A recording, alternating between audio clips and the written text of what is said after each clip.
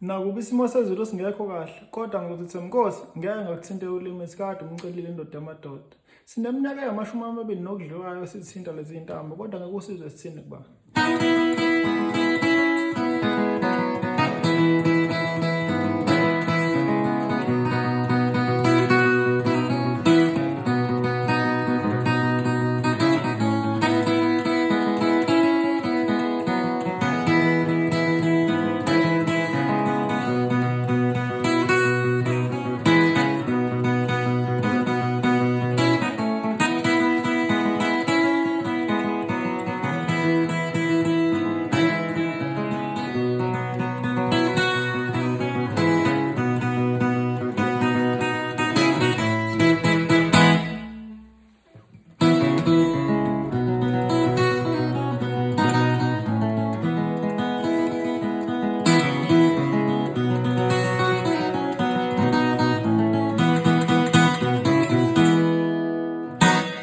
Sikanjalo lezi zintambo.